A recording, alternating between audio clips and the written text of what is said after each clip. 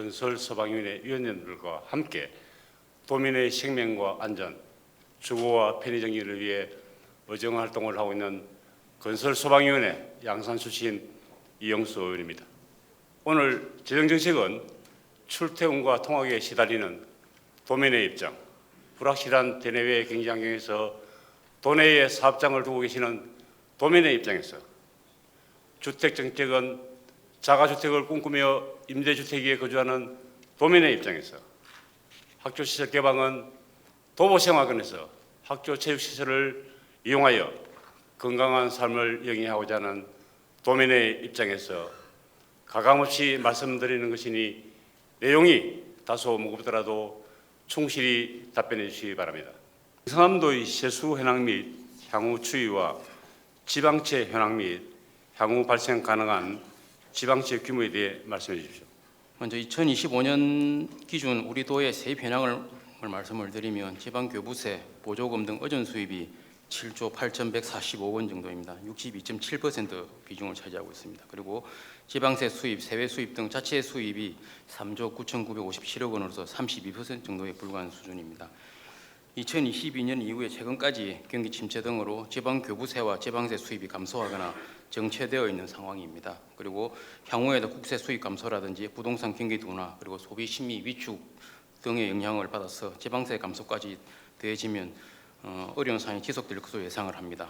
우리 도의 지방채 규모는 2024년 말 기준으로 1조 398억 원입니다. 올해 저희들이 1,003억 원 정도를 상환할 계획이기 때문에 올해 연말 기준으로 보면 9,395억 원 정도가 예상이 됩니다. 한편 지방재정법 규정에 따라서 현재 우리 도에서 발행 가능한 지방채 한도는 3,600억 원 정도가 되겠습니다. 지방채 발행 및 기반시설 투자 확대 등 꺼져가는 민생과 지역 경제를 소생시킬 특단의 대책이 있으면 말씀해 주십시오. 우리 도에서는 지난해 12월 도지사 특별 입장문 발표를 통해서 민생안정특별기관에 돌입을 했고 민생경제안정대책본부 6개 팀도 상시 가동하고 있습니다. 특히 민생경제가 어려워 재정의 역할도 중요한 만큼 예비비, 예산 조기 집행, 추경 편성 등 모든 가용한 재정 수단을 총동원해서 대응하고 있다는 말씀을 드리겠습니다. 건설소방위원회에서 지난달 24일 현장 방문한 김해 초정화명간 광역도로 건설 사업 현장입니다. 2012년 1단계 사업을 준공하고도 예산 확보가 어려워 화면에서 보시는 바와 같이 이렇게 도로가 단절된 채 현재까지 미개통 상태로 있습니다. 경남의 미래산업과 성장을 위해 기반시설 투자 확대 등 신중하고도 과감한 확장 재정 정책이 필요합니다. 우리 도는 2022년까지 차입한 내외부 차입금의 원리금 상환이 올해부터 본격적으로 이제 시작이 됩니다. 2030년까지 매년 1,000억에서 1,500억 정도를 상환해야 되는 상황이라는 말씀을 드리겠습니다. 이러한 상황에서 지방채 발행을 통한 확대 재정 정책은 재정 운용 부분에서 중장기적으로 적지 않은 부담을 줄 수 있다고 생각하고 신중한 검토가 필요하다는 입장입니다. 다만 이제 향후의 지역 경제 여건과 향후 세입 추이 등을 종합적으로 고려해서 검토할 필요가 있다는 말씀을 드리겠습니다. 임대 또는 임대한 후 분양을 전환할 목적으로 공급되는 공공임대주택의 경상남도 공급 물량 및 분양 전환 완료 물량은 얼마나 됩니까? 도내 공공임대주택의 공급 물량은 23년 12월 말 기준으로 87,485호입니다. 그중에 영구 임대를 제외하면 분양 전환 공공임대주택은 총 26개 단지 14,351호인데요. 올해 분양 예정인 물량은 1개 단지에 1,176호입니다. 대표적인 서민 주거정책인 공공임대주택의 분양 전환 시기와 분양 전환 가격 모두 민간의 입장에서만 결정되어 공급되고 있습니다. 국장님은 이 문제에 대해서 어떻게 생각하십니까? 예, 공공임대 분양 전환은 임대 의무 기간이 경과해야 분양 전환이 가능합니다.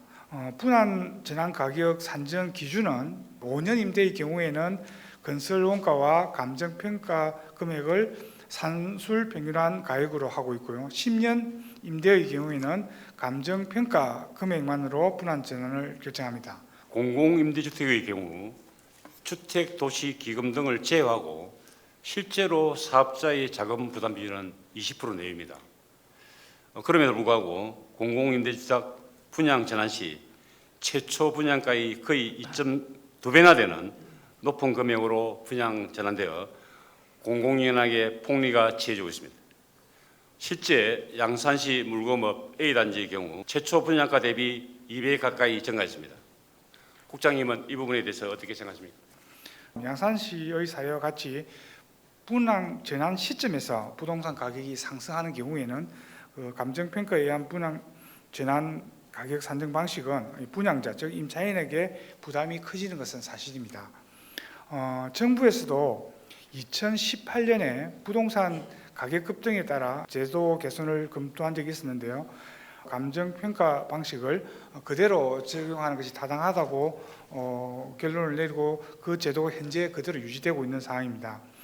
다만 의원님께서 지적하신 것처럼 임차인의 부담을 덜어주는 정책이 필요하다는 점은 의원님의 의견에 적극적으로 공감을 합니다. 국장님, 공공임대주택이 적정 분양가로 공급될 수 있도록 경상남도에서 적극적으로 나서서 서민들의 고통이 가중되지 않도록 관련 제도 개선 등 공공의 역할을 다해야 한다고 생각하는데 이 부분에 대해서 동의하십니까? 네, 그렇습니다. 임차인들의 권리를 보호하고 주거 안정을 보장하기 위해서는 분양 전환 가격이 합리적으로 결정돼야 된다고 생각합니다.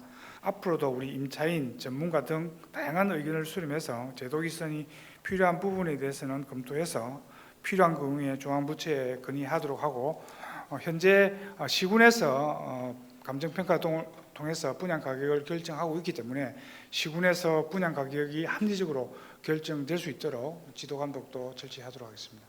서민들에게 집 한 채는 전 재산입니다. 주택 공급 정책이 실효성을 거둘 수 있도록 적극적인 공공의 관리 감독과 제도 개선이 필요합니다. 평생 집 한 채를 위해 피땀 흘린 지역민들이 따뜻한 보금자리를 마련할 수 있도록 관련 제도 정비에 최선을 다해 주시기 바랍니다. 학교시설 개방 범위와 각 시설별 개방률은 어느 정도입니까? 경상남도교육청 학교시설의 이용 활성화 조례상 학교시설의 개방 범위는 교사대지, 체육장 및 실습지, 교사, 체육관으로 되어 있습니다. 저희 미래교육국 소관의 학교 체육시설인 운동장, 체육관의 개방률은 2024년 9월 기준 평균 88% 정도이며 교실 등이 각종 시험장, 수능시험이라든지 공무원 시험 등으로 개방되고 있습니다. 학교시설에 대한 지역 주민의 이용 수요가 높은데도 불구하고 학교시설 개방은 일부 시설에 한해 제한적으로 운영되고 있습니다. 국장님, 경남교육청은 학교시설 개방과 관련하여 어떠한 노력을 하고 있습니까? 학교가 보다 적극적으로 학교 시설물을 개방할 수 있도록 관련 조례를 24년 5월에 개정하였고 앞으로는 학교장 회의 때도 체육시설 개방 협조에 대한 안내도 실시하고 분기별 1회씩으로 공문 발송 횟수를 늘려 학교가 체육시설 개방에 보다 적극적으로 참여할 수 있도록 유도하겠습니다.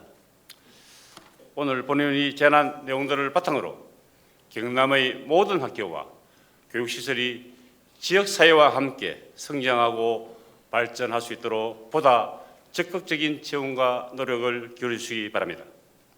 또한 관련 기관 간 업무 협약을 통한 학교시설 개방 활성화가 경남 전역으로 확산될 수 있도록 경남도교육청의 보다 적극적인 노력을 당부드립니다.